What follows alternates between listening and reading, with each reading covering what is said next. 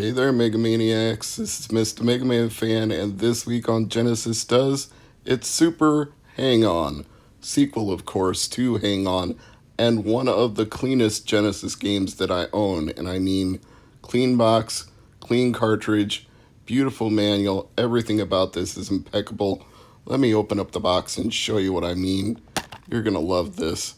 Look at how nice that manual looks. No creases, no folds. Look at how that cartridge looks. Unstained, barely a scratch on it. Couple of scuff marks on the front label, but not even visible in the camera light. I mean, you would think this came out of the shrink wrap the day I played it for this show. And this manual is almost perfect, with one exception. There's one loose page, and page 1 was stuck in the back. So I pulled it out and put it back in the correct order, but other than that, you couldn't ask for a more beautiful copy of a Sega Genesis game, and I'm going to play it for you right here on the channel today. So let's put it in the old analog Mega SG and fire this game up. 3 things inspired today's playthrough. First of all, an unexpected amount of free time on my hands because something I had scheduled got rescheduled to 24 hours later. Secondly, because I had the Astro Warrior Hang On combo cart from Sega Master System in a previous video, I thought it would be appropriate to play Super Hang On and show you all the sequel. And hang on, because I've got to readjust the camera here and turn off the lights so that the screen is not completely blurred out.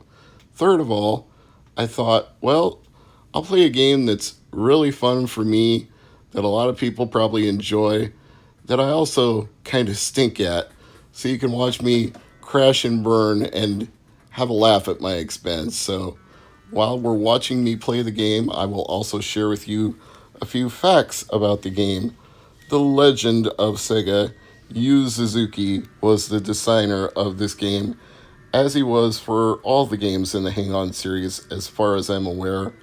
This first debuted in the arcade in 1987. In Japan, it came to the Mega Drive on June 11th, 1989. In North America, it came out in December at an indeterminate date, just December of 1989. It was ported to the Sharp X68000 in the European Union on November of 1990, and in Japan, December of 1989. It did eventually come to other platforms such as Commodore 64 and Amstrad and Atari ST, among others, but for the longest time, you could not find this on any Nintendo system. It truly was a Genesis Does exclusive. Eventually, it ended up in the Sega Arcade Gallery for the Game Boy Advance, but that was well over a decade after it was originally released on the Genesis. And then another decade later, it finally came to the Wii Virtual Console, September 14th, 2010, in Japan.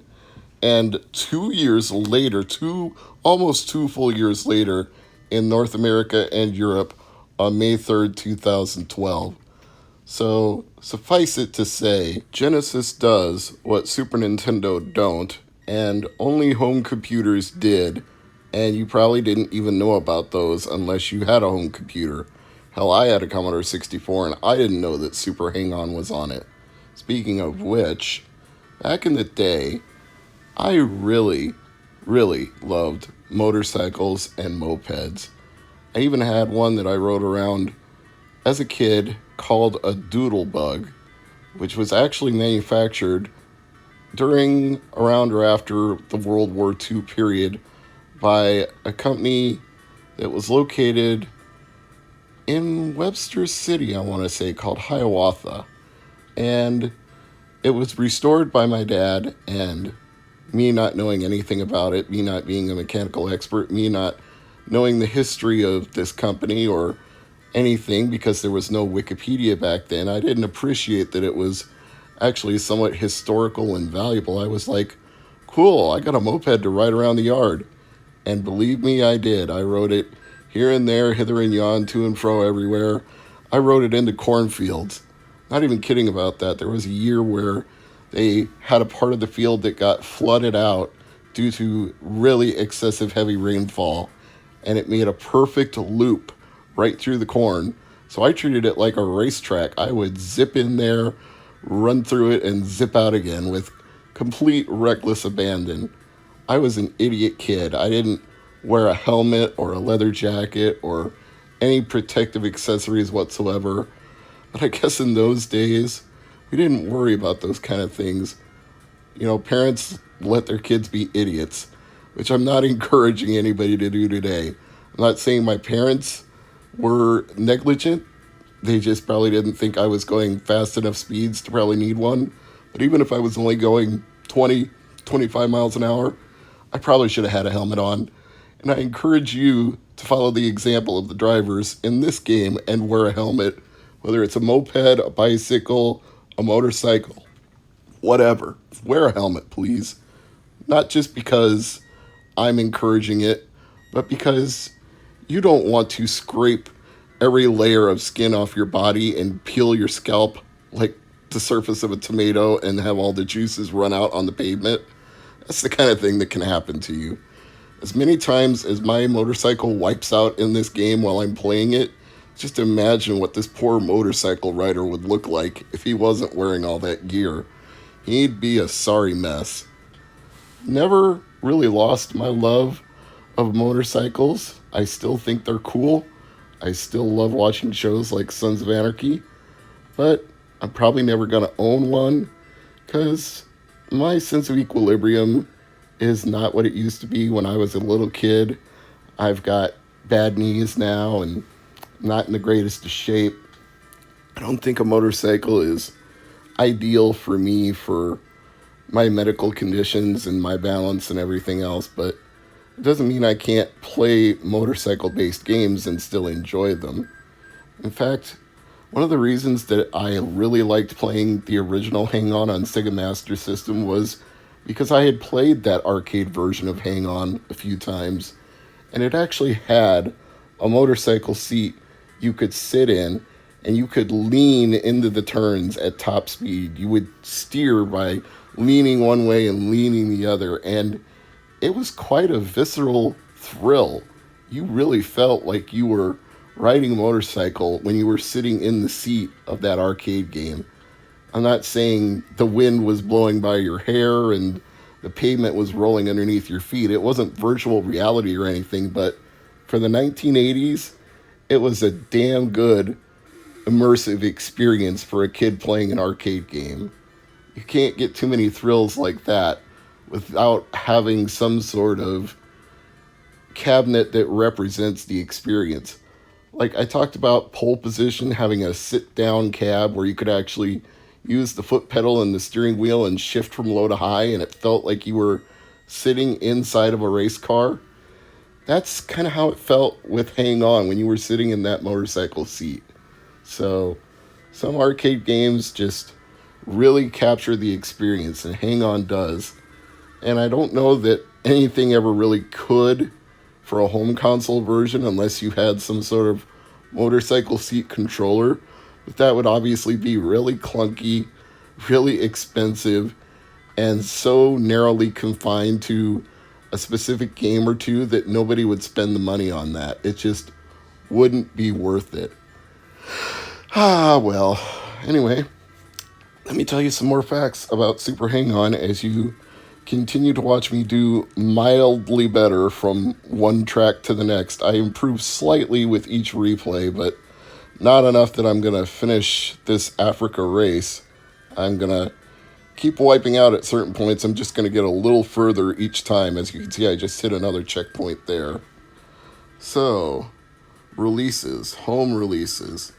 Versions of the game came out on ZX Spectrum, Amstrad CPC, and Commodore 64 in 1987, with further conversions for Genesis, Amiga, Atari ST, Macintosh, Sharp, and DOS in 1989 and 1990. The game also appeared on several Mega Drive compilations, namely Mega Games 1, bundled with the console as the Mega Drive Magnum. Ooh, that sounds phallic. And the Sega 6-pack. As noted, it was included in Sega Arcade Gallery for Game Boy Advance. Let me check on that one really quick. It was released in North America on May 19th, 2003, and in Europe on August 1st, 2003. So that's when the arcade gallery version came out. And then eventually the arcade version was released on Wii Virtual Console in 2010 and 2012. Here is an interesting part. Like Shinobi and its omission of any references to Marilyn Monroe, the Virtual Console version of Super Hang-On was slightly altered to avoid copyright troubles. This includes replacing several in-game billboards, which used to feature real brand names such as Sibi, with similar billboards which mention other Sega games such as Outrun and Afterburner. So if you notice things in this version of Super Hang-On that you've never seen playing it on Wii Virtual Console, that would be why. This version would be released on Xbox Live Arcade in 2012 as part of Sega Vintage Collection, Alex Kidd and Company. Another version of the game was released in 2013 on Nintendo 3DS, and this one might actually come close to feeling like a motorcycle because it says the game features stereoscopic 3D and tilt controls which emulate the arcade version. Also, Super Hang-On is playable at the in-game arcades in Yakuza 0, Yakuza 6, and Fist of the North Star, Lost Paradise. Now that was the first race where I actually did well enough to enter my initials as a high score, but I thought after demoing the arcade mode, I should show off a little bit of the original mode. And what cracks me up is this menu music for the shop is exactly the same as Fantasy Zone for the Sega Master System, which either says to me that somebody who worked on both games had a sense of humor, or Sega just said, we already have this in-house music, why do we need to create original music? If there's a shop in one game, there's a shop in the other game, so just reuse it. Boop boop boop boop boop boop boop boop boop boop boop boop boop boop boop boop boop.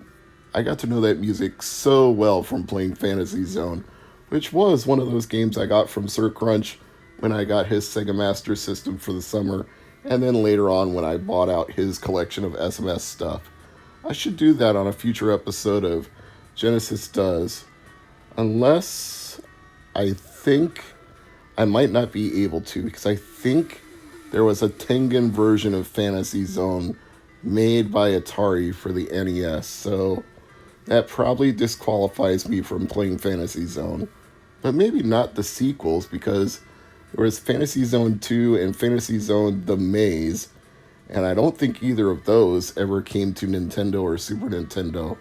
So I'll have to look into that. Anyway, in this original mode version, you're trying to perform as well as you can in this race, outrace your rival, as he's noted on the screen and as shown in your stats when you complete a lap. And your overall performance plus that against your rival is how much money you'll win in the race.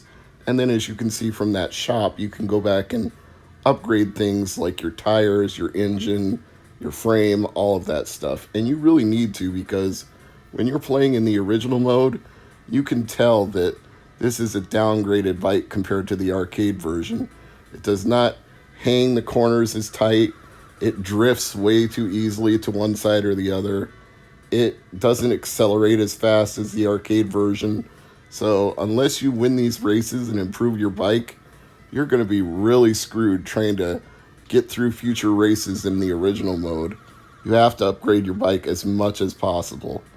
And I don't think I'm going to be able to do much of an upgrade to this bike because I'm not doing very well right now. So this could be the end, or close to the end of this episode of Genesis Does, especially if I wipe out on too many of these turns, because you can actually, in this version, unlike the arcade version, you can actually get hurt when you crash.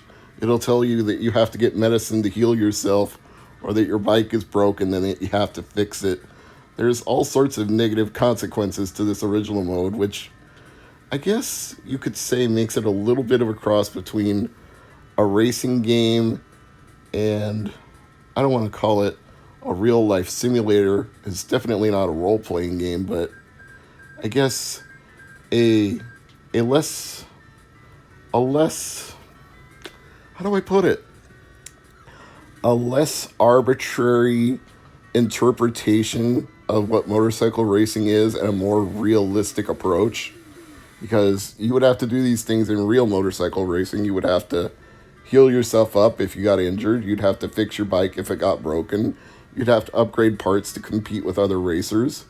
So maybe I'll just call it a simulacrum. Like, it's not actual motorcycle racing, but it comes closer to the challenge of real motorcycle racing. Let's put it that way. It's a closer approximation. And because it has a password feature, you can actually record your progress if you really want to write down all those characters. Although personally, I'd say play it in an emulator and use save states and avoid that problem altogether. So that would be my answer to that, instead of having to write down tediously long passwords. But on the plus side, that does mean they didn't put a battery inside the cartridge, so you don't have to worry about something leaking or corroding if it's 30 years old. So positives and negatives, people. Good sides and bad sides to that. But I do like playing the original cartridge on my Analog Mega SG, and of course, the original Genesis when I have that hooked up as well. Although ever since I've gotten the Analog Mega SG, I've spent more time playing Mega Drive and Genesis games on this, and I can still play them on my Sega CD as well, so it's not like I don't have the option, because I still have the Sega CD hooked up to play CD games. So until if and when I ever get that Terra Onion card, I won't be playing Sega CD games on my Analog Mega Drive or Genesis. Anyway, as I predicted, my bike is broken, my game is over, I'm Mr. MegaManFan, and I'll see you all next time. Bye for now.